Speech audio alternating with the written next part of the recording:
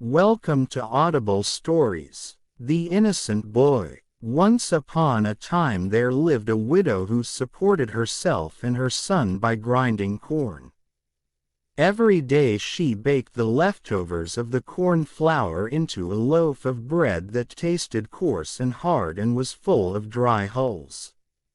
But her little boy loved his daily bread. He had never tasted anything else, and he grew healthy and strong. One day the widow's neighbor gave birth to a beautiful baby, and the family was overjoyed. The neighboring father was so happy and proud he sent gifts to all the neighbors. To the widow's house he sent a bowl of rice with sweet milk, which is called as kheer. The widow gave her son the whole bowlful of kheer, and he ate it in almost one gulp. The moment he finished, he looked at his mother with serious eyes. "Mother," he said, "that was delicious. I shall never eat anything else in my life." The widow was glad her son enjoyed the treat, but for one moment she never believed his words. The next day, as usual, she gave him his bread, but he wrinkled his nose. "What did I tell you?" he scowled. "I will eat only rice and sweet milk, just rice pudding." "Don't be bold," his mother said. "Eat your food." He stuck out his chin. "No, I won't. I'll eat rice pudding, the kheer or nothing." His mother could not believe her son's attitude. He had always been a good boy, and she had never dreamed he could be selfish and rude. "You know I can't afford such a treat," she said. "Only Goddess can grant such a gift." Very near their hut was a temple of the goddess, a rundown place people no longer visited. But the widow had told her son about the great goddess, the gentle and radiant giver of fortune and success. It was the goddess, she said, who was endowed with the power to make earthly wishes come true. Filled with longing and desire, the boy ran to the temple. He made an offering of wild flowers and then flung himself at the feet of the eight-armed statue of the goddess. He stayed there for 4 days, praying and weeping to the statue. Finally, on the 5th morning, the goddess appeared. A faint glow of life touched her face. It spread through her body and the statue of goddess came to life. "What would you like?" she asked the boy. "Rice and sweet milk every day," he said. "Please, please," he added. The goddess was touched by such a modest request, and she understood this boy was wise and innocent indeed. "It shall be," she said. "But is there nothing more you wish to have?" The boy thought for a moment, but at last he shook his head. The goddess laughed with delight and kissed his forehead and handed him a berry. Then she transformed back into statue. The boy studied the berry and wondered what to do. He hurried home and gave it to his mother and said, "Here every day, please." His mother recognized this fruit from the amla tree. This was the fruit of immortality, and when she saw it she laughed with joy. "You shall have anything you wish," she said. "Take this to the palace and give it to the king only. I promise he will grant you your wish." The boy hurried to the palace.